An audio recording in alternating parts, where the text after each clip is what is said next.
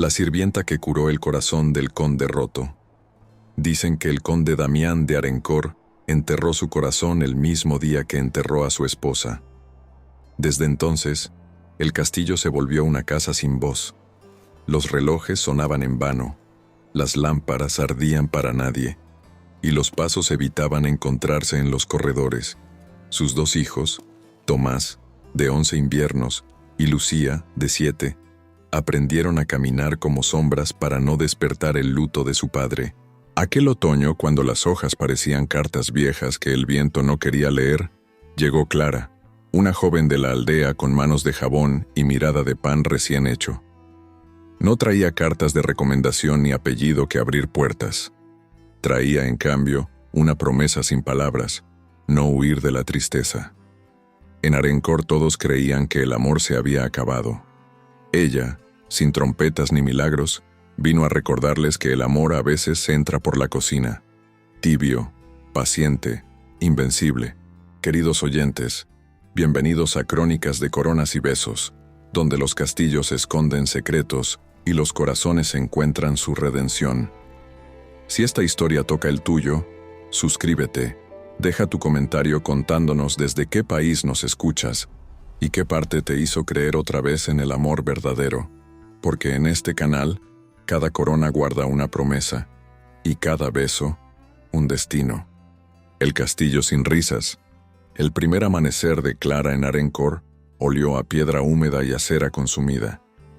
La neblina se pegaba a las almenas como si quisiera proteger al castillo de la luz, y los criados iban y venían con el mismo gesto con que se barren secretos. Nadie hablaba más de lo indispensable. Las palabras parecían monedas racionadas en tiempos de guerra. La habían asignado a la galería baja, donde un ventanuco dejaba entrar un rayo de sol que no alcanzaba a calentarlo todo. Allí le dieron un cubo de latón, trapos, jabón de sosa y una lista de tareas escrita por una mano dura. No abrir el salón de la condesa, no tocar los retratos, no entrar a la biblioteca si el conde está dentro, no preguntar por la niña, no preguntar por el niño. Era una lista de prohibiciones, no de trabajos. Entendió que más que limpiar, venía a no molestar. Clara empezó por la cocina. El fogón, apagado desde la madrugada, tenía una tristeza de hogar sin familia. Pasó la mano por encima del hollín y se le quedó dibujado un camino claro en la palma. Aquí no se cuece nada que llegue al corazón, pensó, y encendió una pequeña llama con astillas, como quien reza bajito. Calentó agua, hirvió hierbas de la huerta, pocas, maltratadas pero vivas, y dejó una tetera en la mesa, sin dueño. La cocina, sorprendida, exhaló un suspiro imperceptible. A media mañana conoció a Tomás. Lo vio en el patio interior, intentando arreglar en silencio la rueda de un carro de juguete. No pidió ayuda. Apretaba los dientes como los hombres que no quieren llorar. «Si lo levantas un poco», dijo Clara, agachándose, «la rueda deja de morder el eje». Él la miró con el recelo de quien ha sido defraudado por demasiadas promesas. «No necesito», respondió. Clara no insistió. Le dejó sin mirarlo, una tira de cuero y una sonrisa minúscula, de esas que no piden nada, y siguió de largo. Minutos después el juguete rodaba. No hubo gracias. Hubo algo mejor. Un silencio menos hostil. Lucía apareció al anochecer, con el cabello recogido a medias y un vestido que le quedaba corto de mangas. Se asomó a la cocina como quien asoma al mundo. «¿Hueles eso?», preguntó Clara moviendo la olla. «Huele a sopa», dijo la niña, incrédula, como quien nombra un milagro olvidado. «A sopa de verdad», aclaró Clara, «con hueso tostado y laurel. ¿Te quedas a revolverla?». Lucía acercó la silla. Sus manos pequeñas sostuvieron la cuchara con un cuidado de ceremonia. La cocina, entonces, recordó su oficio: dar calor.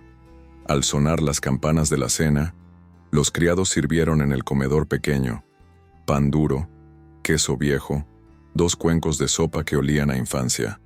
El conde Damián entró sin mirar a nadie. Alto, con el luto impecable de quien pretende controlar lo incontenible, Se sentó frente a Tomás y Lucía. Vio la sopa, frunció el ceño, levantó el pan. «No pedí cambios», dijo. «Yo sí», se atrevió Lucía sin levantar la vista. «La sopa calienta menos que el miedo, pero calienta». Un músculo tembló en la mandíbula del conde. Los criados contuvieron el aire. Clara, desde la puerta, no retrocedió. Damián dejó el pan, probó una cucharada y no dijo nada. A veces no protestar es la forma más alta de permiso. Clara durmió en el cuarto minúsculo junto al lavadero. Había una cama angosta, un crucifijo torcido y una jarra de barro. La noche estaba llena de ruidos educados. Puertas que no se cierran del todo, pasos que no pisan fuerte, lágrimas que no se oyen. Antes de apagar la vela, recordó la lista de prohibiciones y decidió comenzar por el único lugar donde nadie la había prohibido: las flores. Al amanecer subió a la galería de los retratos. Los marcos dorados lucían la dignidad de una dinastía en pausa. Sobre una cómoda, un jarrón con flores secas parecía un pésame que nadie se atrevió a retirar. Clara llevó el jarrón al patio, lo vació, lo lavó con arena y llenó con agua limpia. Cortó ramilletes de romero y rosales sobrevivientes cerca del muro sur. Al regresar, sintió la mirada de varios cuadros sobre su espalda. No era su imaginación, era la gravedad de la memoria. Dejó las flores frescas frente a un retrato cubierto por un paño. No lo levantó. Sabía que algunos dolores son heridas que el tiempo todavía no quiere ventilar. Colocó el jarrón. Retrocedió un paso y entonces lo oyó. El chasquido de una bota. Se volvió. El conde estaba de pie, más silencioso que una sombra. ¿Quién le autorizó a cambiar nada en esta casa?, preguntó con voz baja, peligrosa. «Nadie, mi señor», respondió Clara sin bajar la mirada. «Las flores no piden permiso para vivir, solo agua». «En Arencourt», dijo él, «nada cambia sin mi orden». «En Arencourt», respondió ella. «Muchas cosas están muriendo precisamente por esperar su orden». El silencio fue un filo. Tomás apareció en el extremo del corredor inmóvil. Lucía asomó detrás de una columna. Los criados contenían la respiración. El conde avanzó un paso, Clara también. No era desafío, era compasión que no se esconde. «Si lo desea, las retiro», dijo Clara ya con las manos en el jarrón. Damián sostuvo su mirada un segundo que duró toda una estación. Apartó la vista hacia el paño que ocultaba el retrato. La garganta le trabajó. «Déjelas», musitó, «y no entre aquí sin que se lo pidan». Clara inclinó la cabeza. No sonrió. El duelo merece respeto. Pero al salir, notó un detalle que nadie más vio. El conde respiró hondo, como si el aire volviera a entrar a un cuarto cerrado desde hacía años. A partir de ese día, la casa empezó a dar señales de vida obstinada. La cocina oía risas bajitas, el establo olía a paja fresca, el patio a pan tostándose. Clara limpiaba sin prisa, como quien conversa con lo que limpia. Hablaba a las maderas, pedía permiso a los libros, abría las ventanas lo justo para que entrara la luz sin lastimar. Una tarde, encontró a Tomás luchando con un nudo marinero. «No se me da», gruñó él. «Porque quieres ganarle a la cuerda», dijo ella. «Los nudos se hacen con la cuerda, no contra ella». «Mira», le mostró despacio. Tomás repitió. El nudo quedó firme. «Mi madre me enseñó», dijo Clara, casi en un susurro. «La mía», empezó Tomás, y se calló. «La tuya dejó cosas que no se ven», continuó ella. «Algunas siguen cuidándote». El niño tragó saliva. No lloró. Pero el orgullo que lo resecaba se ablandó como pan al vapor. Con Lucía el puente fue una canción. La niña tenía una voz pequeña, apenas un hilo. Clara le enseñó una ronda de su aldea, y poco a poco, las notas fueron creciéndole en el pecho. Cuando la escuchó desde la biblioteca, el conde se detuvo en seco. Se apoyó al marco de la puerta. No entró. Escuchó. Esa noche, al repartir la cena, Clara dejó junto al plato de Damián una astilla de sándalo. Para los libros, explicó. Perfuma sin mandar. Aquí no perfuma nada, replicó él cortante. Entonces es hora de que algo lo intente. El conde no respondió, pero al día siguiente, el olor tenue del sándalo vivía entre los lomos de cuero. Y Lucía, al abrir la biblioteca, dijo bajito: «Huele a hogar». El castillo aún era un barco encallado, pero se oía el crujir de las cuerdas preparando la vela.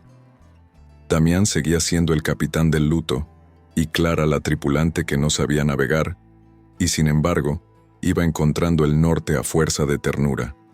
Al final de la semana, cuando los relojes dieron la hora con un sonido menos cansado, Clara bajó sola al jardín.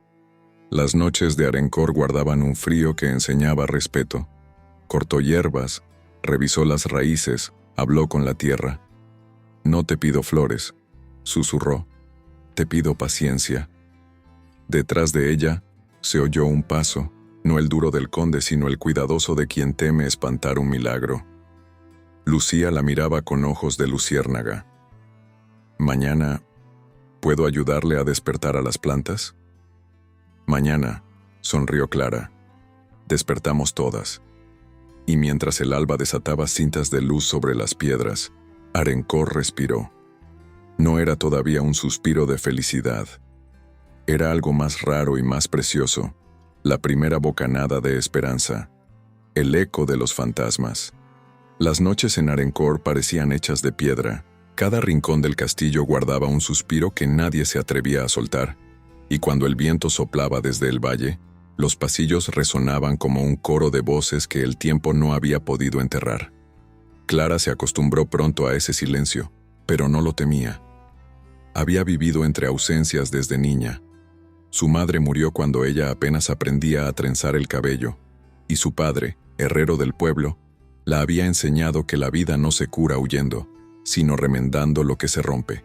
Por eso, cuando el miedo la visitaba en la oscuridad, ella respondía con trabajo.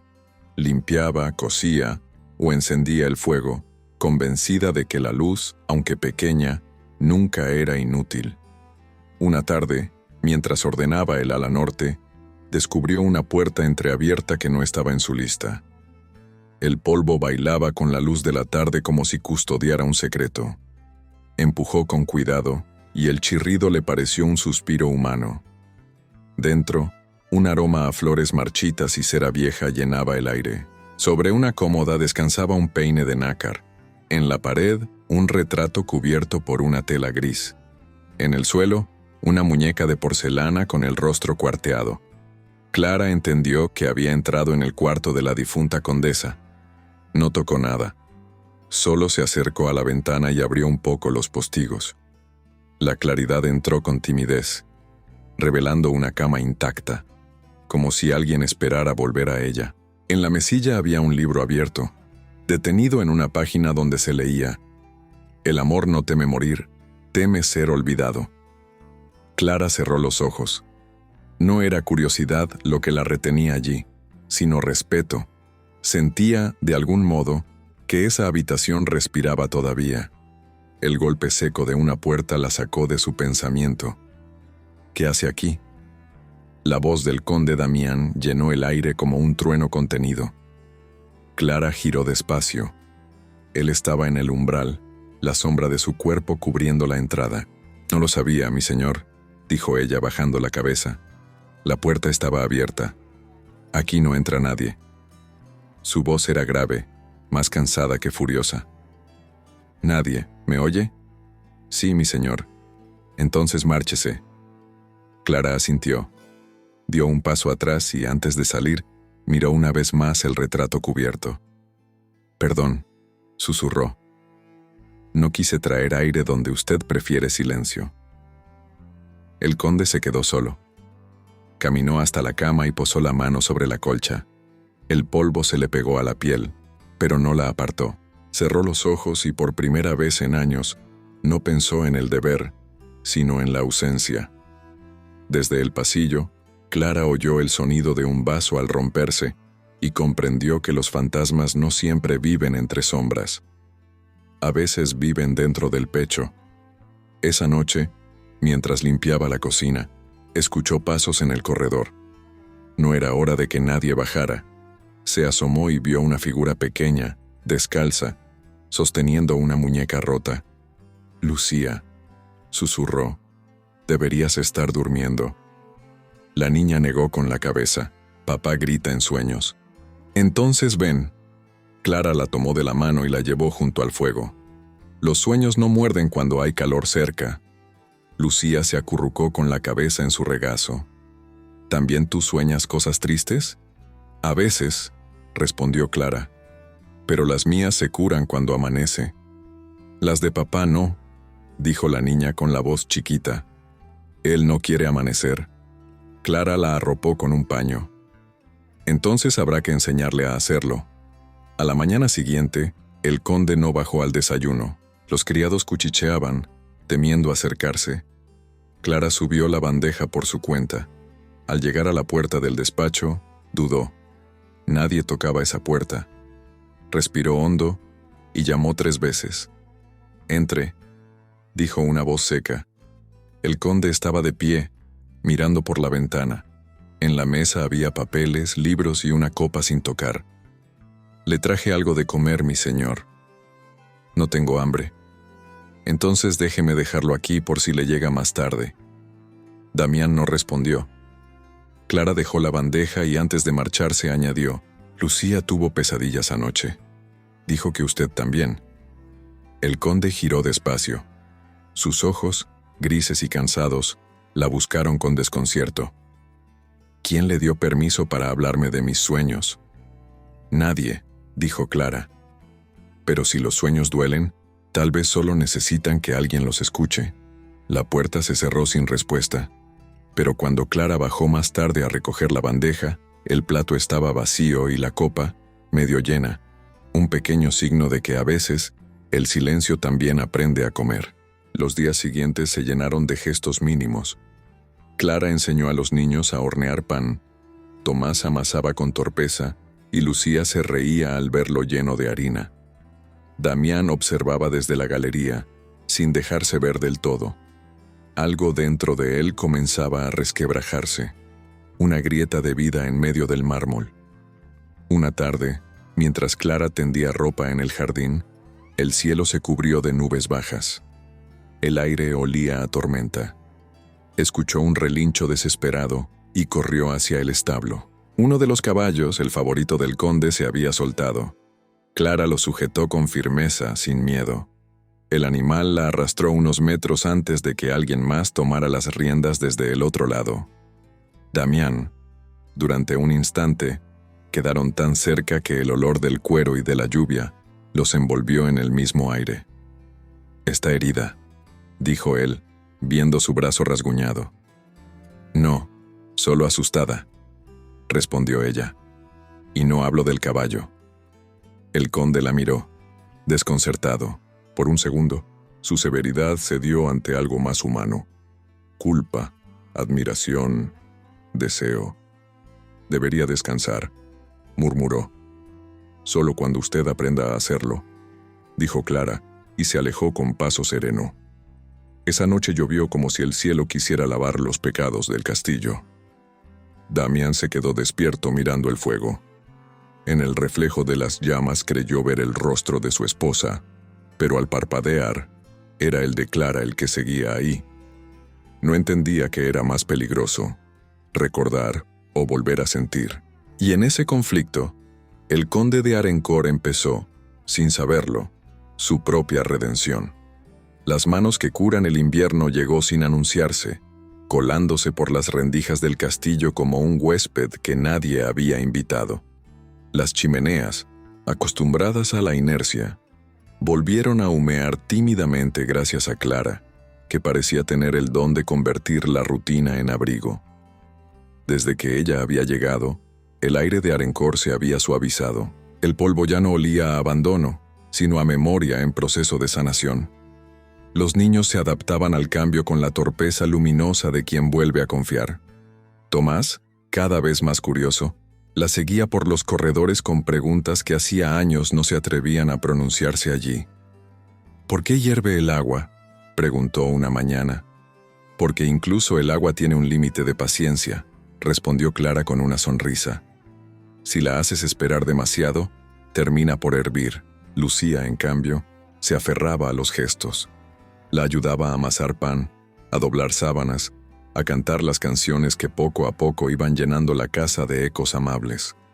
A veces, mientras Clara cosía en silencio, la niña se quedaba mirándola con ojos de quien ve algo que no entiende pero que le hace bien. ¿Tú también extrañas a alguien?, le dijo una tarde, sin levantar la vista del hilo. Sí, respondió Clara. Pero aprendí que extrañar no es llorar lo perdido, sino agradecer lo vivido. El conde Damián los observaba desde la galería superior, escondido tras las cortinas. Aquella mujer tenía una serenidad que lo desarmaba. No hablaba más de lo necesario, pero cada palabra parecía tener un peso distinto, una claridad que el luto le había robado hacía años. No comprendía cómo, en apenas unos meses, la risa de sus hijos había regresado, ni cómo la casa, antes tan quieta, empezaba a tener alma otra vez. Una mañana, al pasar por la cocina, lo sorprendió el olor a pan recién hecho. No era pan de los hornos nobles del pasado, con harina blanca y levadura cara, sino un pan rústico, denso, perfumado con romero y esperanza. Clara sacaba las hogazas con las manos cubiertas de harina. No sabía que el castillo aún tenía horno, dijo él. Los hornos, como las personas, solo necesitan fuego, respondió ella, sin volverse.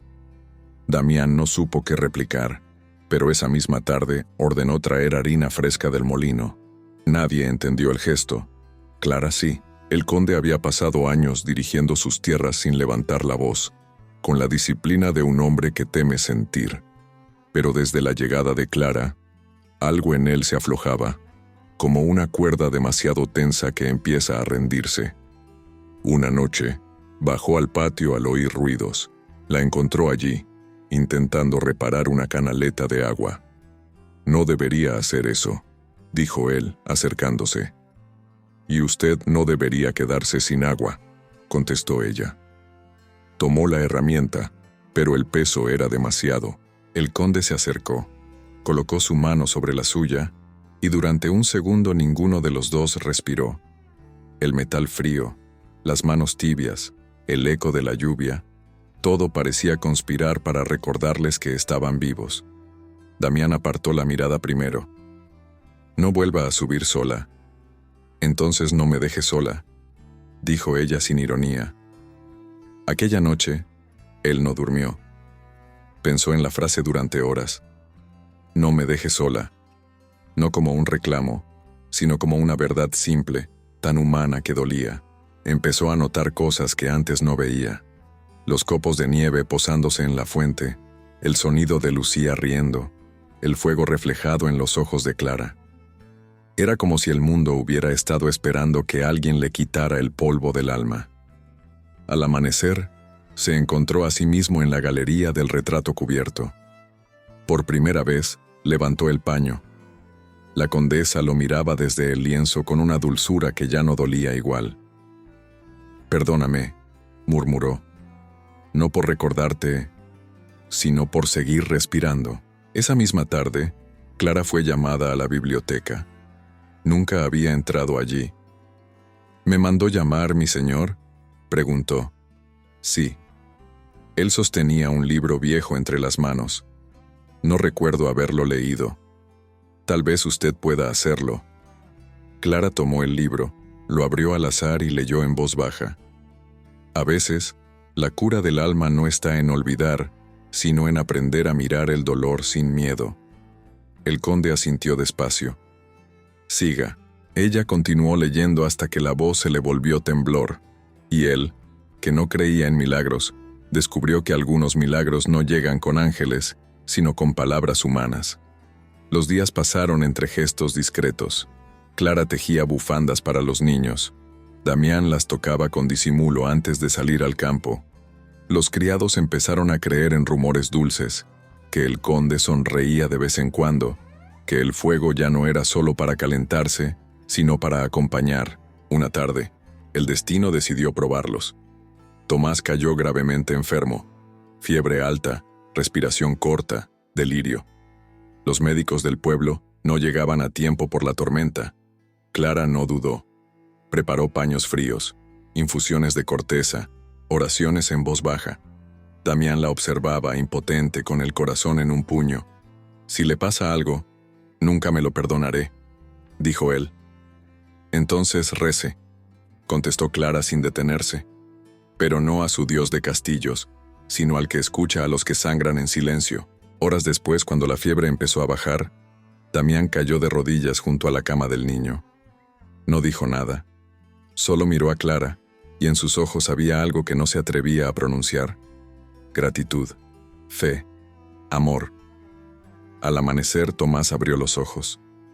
«Tengo hambre», murmuró. Clara sonrió, agotada. «Eso significa que estás vivo». El conde se acercó y puso una mano sobre el hombro de ella. «Gracias», dijo con voz ronca. «No me agradezca». Clara lo miró con serenidad. A veces la vida solo espera que alguien no se rinda.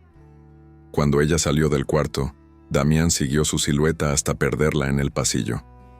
Y en ese instante entendió lo que había estado negando desde el primer día. La sirvienta no solo había curado a su hijo, lo había curado a él.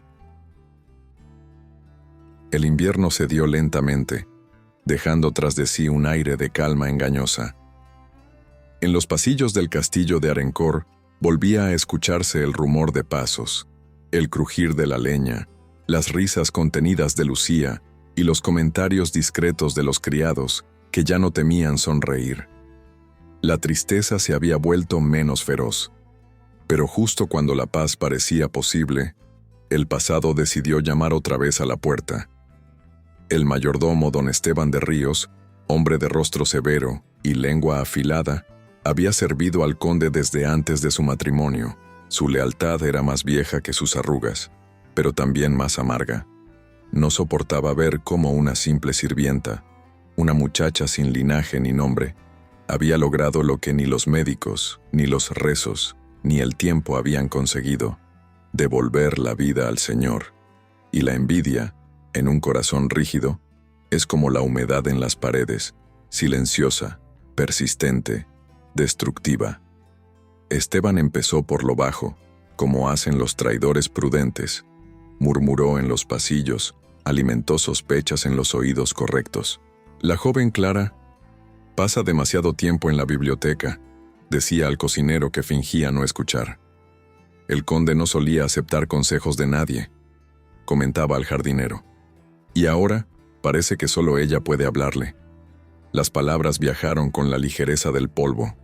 Se posaban en todas partes y no se podían barrer. Una tarde, mientras Clara enseñaba a Lucía a bordar un pañuelo, escuchó el murmullo de dos criadas detrás de la puerta. «Dicen que el conde piensa casarse con ella. ¿Con una sirvienta? Por favor, no mancharía su nombre así».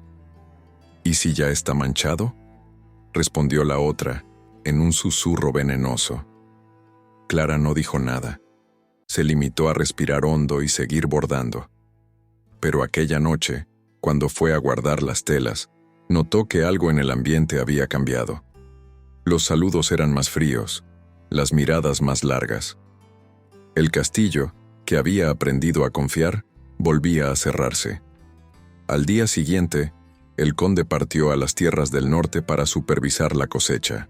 Esteban se ofreció a acompañarlo, dejando la administración del castillo en manos de Clara, con el pretexto de que nadie cuidaba mejor de los niños. Pero su verdadero propósito era otro: ensuciar su nombre mientras él no estaba. A los pocos días, un mensajero llegó al pueblo cercano con una carta anónima dirigida al obispo de Castilla. En ella, se insinuaba que en el castillo de Arencourt, la moral había sido sustituida por el escándalo, que la sirvienta compartía las noches con su señor, que la honra de los Balmoría, el linaje de la difunta condesa, estaba siendo mancillada por una plebeya. El rumor viajó rápido. En las tabernas, los campesinos repetían las historias con deleite cruel. En el mercado las mujeres se apartaban al ver a Clara, que ya no podía caminar por el pueblo sin sentir las miradas clavadas en su espalda. Lucía lo notó antes que nadie. ¿Por qué todos te miran así? Porque a veces, cuando una flor crece donde no debería, hay quien prefiere arrancarla antes que verla florecer, respondió Clara con dulzura triste. La situación empeoró cuando, una noche, al volver del establo, Clara encontró su cuarto revuelto. Sobre la cama, entre las sábanas limpias, alguien había dejado un pañuelo de encaje con las iniciales de la difunta condesa, una trampa tan burda como cruel. No dijo nada. Lo guardó en silencio y siguió su rutina. Pero el golpe siguiente no tardó en llegar. 2 días después Damián regresó. Entró al castillo con el ceño fruncido y una carta en la mano. La buscó directamente. ¿Sabe qué es esto?, preguntó, extendiendo el papel.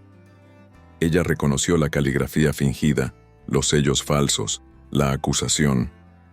«Mentiras», dijo con calma. «Eso espero», respondió él, sin mirarla. «Pero hay quienes ya no lo creen así».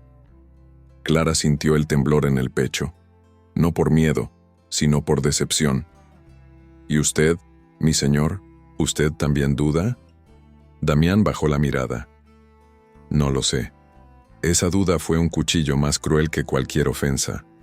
Los días siguientes fueron un purgatorio. El conde evitaba a Clara. Los criados la observaban con recelo. Los niños no entendían nada.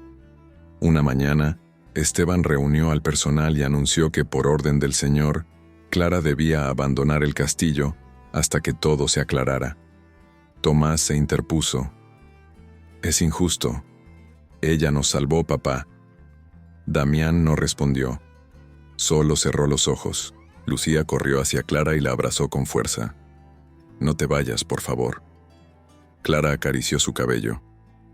A veces, el amor también necesita distancia para demostrarse. Partió al amanecer, con una pequeña maleta y una manta vieja. El camino estaba cubierto de rocío, y el castillo, desde lejos, parecía un gigante dormido. No lloró. Sabía que el amor verdadero no se mide por la presencia, sino por la resistencia. Durante semanas, vivió en una posada del pueblo, cosiendo para ganarse el pan. Cada día miraba el horizonte, esperando ver la silueta de un jinete que no llegaba. Los rumores crecían, y con ellos, el desprecio. Pero Clara no maldijo a nadie. Solo rezaba en silencio por los niños y por el hombre que la había dejado marchar sin defenderla, hasta que un día, el destino decidió que la verdad ya había esperado demasiado. Una carta llegó a la posada. Llevaba el sello del castillo de Arencourt, pero la letra no era la de Damián. Era la de Tomás. «Padre está enfermo, no habla, no come.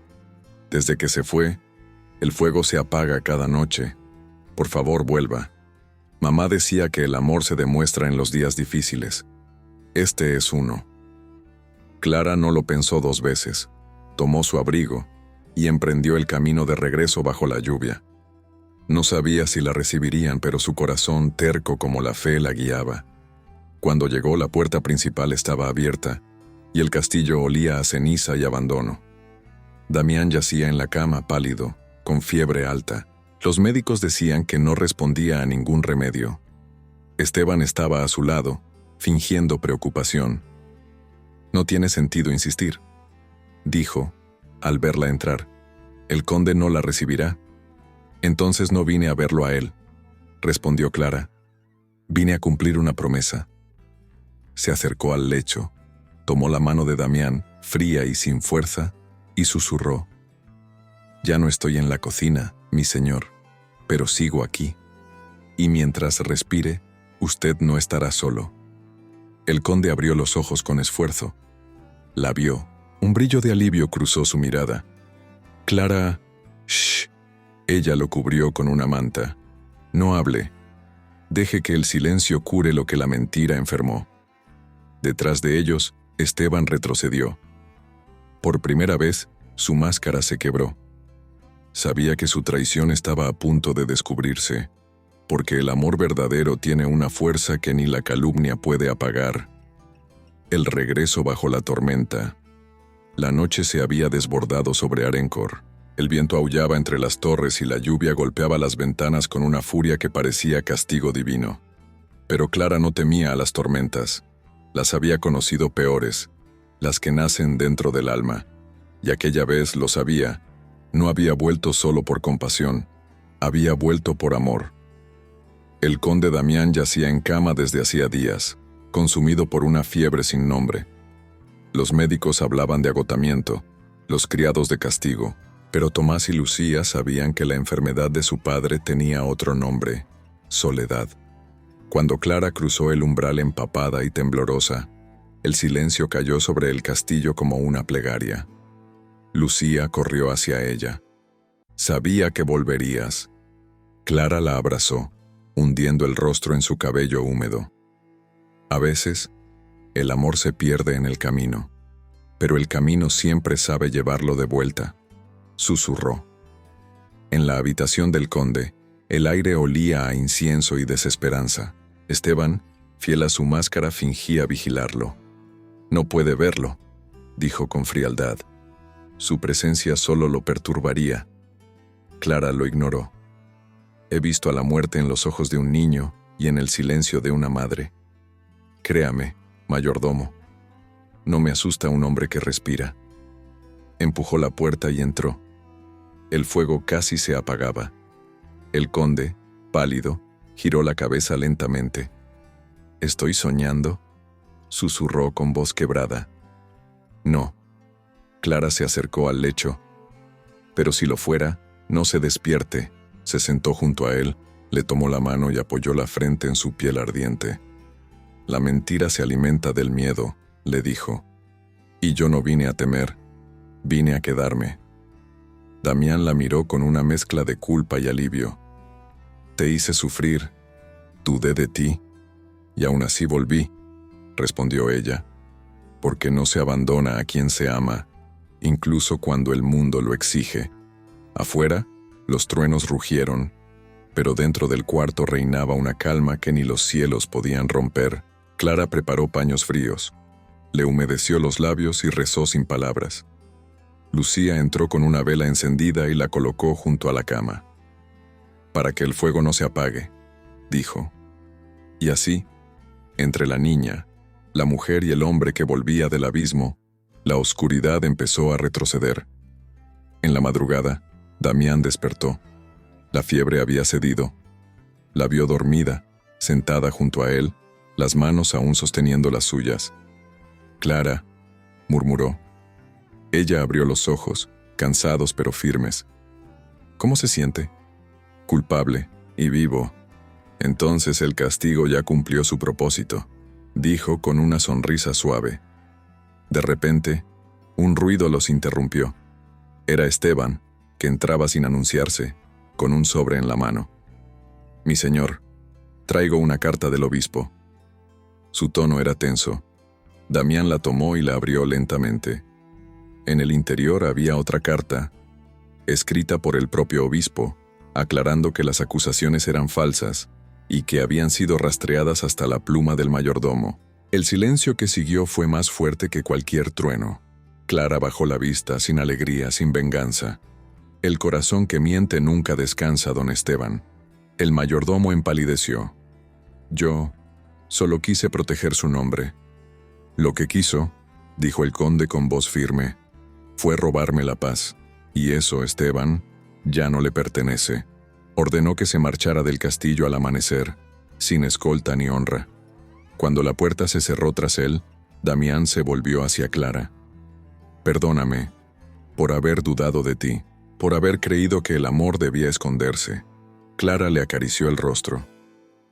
El amor no se esconde, mi señor, se espera, y a veces se conquista con fe, bajo la tormenta.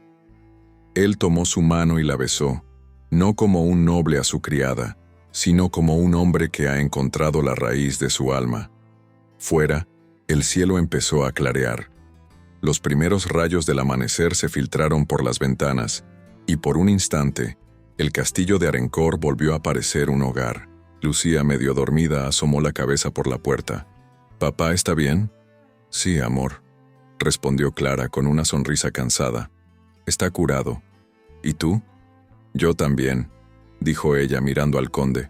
Por fin lo estoy. Y mientras el viento se calmaba, una nueva promesa nació en el corazón de ambos. El amor, cuando es verdadero, no teme la tormenta, la atraviesa. El amanecer en Valmoría, el temporal amainó, dejando en los patios una claridad nueva, de esas que parecen lavar no solo los tejados, sino también la memoria. El castillo de Arencourt amaneció con olor a pan y a madera húmeda. Los tapices, que por años habían visto pasar sombras, se estiraron como quien despierta de un sueño demasiado largo.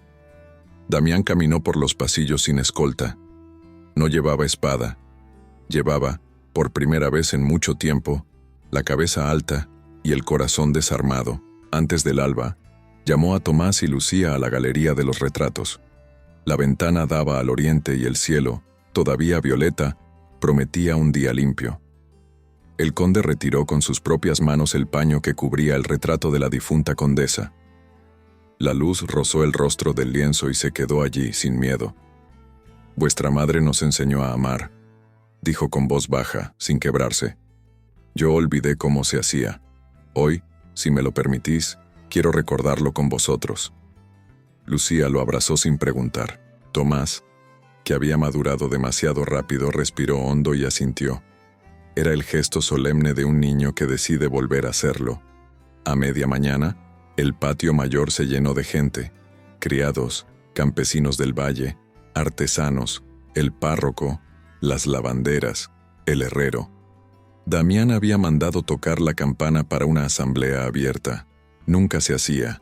Las decisiones del castillo solían tomarse entre paredes altas, pero aquel día sería distinto, porque la dignidad también pide testigos. Cuando Clara cruzó el portón, el cabello recogido, el vestido limpio de fiesta humilde, la conversación se hizo un murmullo. No había altivez en su paso, tampoco vergüenza. Caminaba como caminan las personas que saben quiénes son, aun cuando el mundo entero se lo discuta. El conde salió a su encuentro. No la recibió en el estrado ni sobre alfombras. Descendió los peldaños y se detuvo frente a ella, a la altura de sus ojos. «Clara», dijo, y el nombre llenó el patio como una campana. «Aquí donde te humillaron con rumores, yo vengo a devolverte el nombre que nadie puede arrebatarte, el de mujer íntegra». Se volvió hacia el pueblo. «Fui débil. Creí en mentiras por miedo a las murmuraciones. Os fallé. A mis hijos, a esta casa y a ella». El párroco guardó silencio. Las lavanderas apretaron los labios. El herrero bajó la vista. No era común ver a un señor pedir perdón ante su pueblo. Damián hizo un gesto. 2 guardias trajeron una caja de madera. Adentro, los papeles del mayordomo, cartas, cuentas, duplicados. El conde alzó una carta con el sello del obispo. Quede proclamado que las acusaciones eran falsas y que el autor de la calumnia fue Esteban de Ríos, destituido y desterrado de Arencourt. Un murmullo de alivio recorrió el patio, pero Damián no había terminado. El daño de la mentira no se lava solo con castigo, se lava con verdad. Y la verdad es que esta casa volvió a respirar porque una sirvienta nos enseñó a vivir. Se volvió hacia Clara, no subió la voz. La ternura no necesita volumen. «Clara, te pido que aceptes ser guardiana de la casa de Arencourt, no como título de adorno, sino como oficio y confianza. La administración de los hornos, de la huerta, de las despensas y de las escuelas de costura que quieras levantar». Clara abrió los labios, sorprendida. «Mi señor, yo no nací para títulos. Tampoco yo nací para pedir perdón y aquí me ves». Sonrió Damián, con una humildad que conmovió. «No te ofrezco un lugar por caridad, sino porque esta casa es más justa cuando tus manos mandan». Lucía, sin aguantar más, tiró de la falda de Clara. «Di que sí, que este castillo huele bonito cuando tú caminas». Las risas corrieron como agua clara. Clara miró a Tomás. El muchacho, solemne, inclinó la cabeza como un caballero de cuentos. Entonces, ella aceptó. «Seré guardiana», dijo. pero con una condición, que ninguna puerta se cierre al miedo. Si alguien necesita aprender a leer, a coser o a amasar, tendrá un sitio aquí. Queda dicho, afirmó el conde. Arencourt será casa, no fortaleza. El mediodía trajo música, no de la capilla noble, sino de violines campesinos y panderos que habían dormido años enteros en cofres de bodas. Se improvisaron mesas largas en el patio, con manteles desiguales, panes redondos, guisos, tartas. Nadie preguntó rangos. El conde comió al lado del herrero. El párroco brindó con la lavandera. Los niños corretearon alrededor de la fuente. La fiesta no estaba en las copas, estaba en el aire. Cuando el sol empezó a declinar, Damián tomó la palabra una vez más. Lo hizo sin estrado ni pergaminos. Se acercó a Clara, en el corazón del patio, y habló como quien susurra una oración. He pasado demasiados inviernos hablando con mis muertos. Hoy quiero hablar con mi vida. Se arrodilló. No por protocolo, sino por verdad. El patio guardó silencio. Clara, no puedo devolverte las noches que te hice llorar ni las palabras que callé por orgulloso, pero puedo elegirte todos los mañanas que me queden. ¿Me dejas ser el hombre que aprende a la par que ama? ¿Me dejas ser tu casa, como tú hiciste de este castillo un hogar? Clara no lloró. Sonrió con esa luz que los niños siguen con la mirada y extendió las manos. Sí, dijo, con una promesa, que el amor no será excusa para olvidar la justicia. Que así sea, respondió él. El párroco, conmovido, pidió traer el pequeño altar de la capilla. No habría lujos ni coro, pero sí votos verdaderos. En el jardín sur, el de los rosales que Clara había salvado del abandono, se improvisó una ceremonia al caer la tarde. Las guirnaldas olían a romero. El cielo encendido en cobre y rosa parecía haber sido invitado. Tomás sostenía las alianzas, simples aros de plata del taller del herrero. Lucía llevaba una corona de flores que le caía a un lado, como si celebrara no saber estar quieta. Damián de Arencourt, dijo el párroco. ¿Qué ofreces? Ofrezco aprendizaje, respondió él. Y mi voz, para no volver a callar cuando deba defenderla. Clara, preguntó luego. ¿Qué aceptas? Acepto caminar, dijo ella. No detrás ni delante, a la par. Y cuando mi paso flaquee, que él me espere. Cuando flaquee el suyo, yo lo esperaré. No hubo aplausos al final, sino un respiro hondo que compartieron todos. El beso fue breve, limpio, como un sello de pan caliente puesto en manos frías. La fiesta siguió con música y cuentos. Rompieron una hogaza grande y la compartieron como si fuera reliquia. Damián bailó torpemente con Lucía. Tomás se permitió reír alto, de esa risa que le había crecido con timidez. Los criados que alguna vez temieron hablar, contaron anécdotas. El herrero hizo chasquear el yunque como si marcara el ritmo del corazón del valle. Al anochecer, cuando las lámparas encendidas parecían constelaciones bajas, Damián llevó a Clara a la biblioteca. Sobre la mesa reposaba el libro que habían leído juntos cuando la casa todavía dolía. Abrió por la misma página de entonces. A veces, la cura del alma no está en olvidar, sino en aprender a mirar el dolor sin miedo. Cerró el volumen y la miró. Hoy sé que mirar el dolor sin miedo no bastaba. Había que mirarlo contigo. Clara apoyó la frente en la suya. No dijeron nada más. El silencio, por fin, no dolía. En los días que siguieron, Arencourt cambió sin perder su esencia. La guardiana de la casa organizó talleres de costura y lectura para las muchachas del valle. Abrió la cocina a las viudas y a los niños de manos inquietas. Convirtió la antigua despensa en escuela de oficios. Los hornos ardían al amanecer y a mediodía, el olor a pan cruzaba las verjas como una invitación. Damián reordenó las cuentas, abolió diezmos injustos, legalizó salarios que antes eran favores y llevó al registro del reino una carta que tituló, sin pompa, Normas de buen hogar. Si en Arencourt había pan, nadie en el valle pasaría hambre. Una tarde de primavera, Esteban reapareció en la carretera derrotado por su propia soberbia, pidiendo audiencia. Algunos pidieron su encarcelamiento. Clara, sin rencor, pidió que lo recibieran en el patio a la vista de todos. «No vuelvo a servirle», dijo él con los ojos cansados. «Vuelvo a pedir perdón». Damián lo escuchó sin dureza. «La casa no olvida el daño», dijo, «pero recuerda mejor la enmienda». No lo readmitió, pero le ofreció trabajo honrado en el Molino del Valle, bajo supervisión y con salario justo. La justicia, en Arencour, no sería jamás venganza. La noche del primer verano como familia, Tomás colocó un banco nuevo bajo la higuera del jardín. «Para los que quieran leer cuando haga calor», explicó con pudor orgulloso. Lucía, con las manos tiznadas de harina, corrió a llamar a todos para probar las galletas que había aprendido a hacer con Clara. «Saben a domingo», dijo Damián, probando una. «Saben a casa», corrigió Clara, riendo. Y así, sin más milagro que el de hacer lo justo y amar sin prisa, el castillo de Arencour dejó de ser fortaleza y se volvió hogar. Los viajeros, al pasar, ya no bajaban la voz por respeto al luto. La subían para contar cómo una sirvienta salvó a un conde del tedio, del miedo y de sí mismo.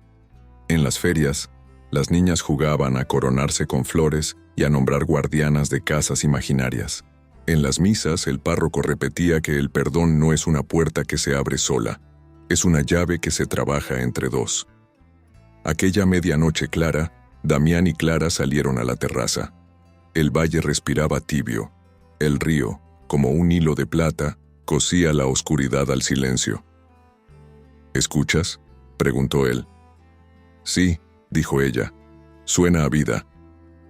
El conde la rodeó con el brazo y apoyó el mentón en su cabello.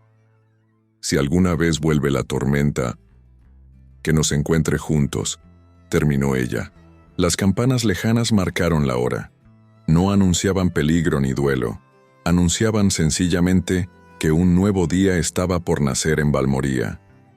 Y esa vez, el día traería pan, risas, trabajo honesto y una certeza que ya nadie en Arencour discutiría. El amor, cuando se ama bien, es la forma más alta de gobierno. Queridos oyentes, si esta historia tocó vuestro corazón, no olvidéis suscribiros a Crónicas de Coronas y Besos. Cada semana traemos nuevas historias de amor, redención y poder, donde las coronas pesan menos que los sentimientos y donde el destino siempre guarda una última sorpresa. Cuéntanos en los comentarios desde qué país nos escuchas y qué parte te hizo creer nuevamente en el amor verdadero.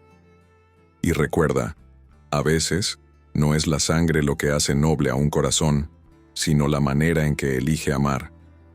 Nos vemos en la próxima historia, aquí, donde cada secreto tiene un eco y cada beso, una corona.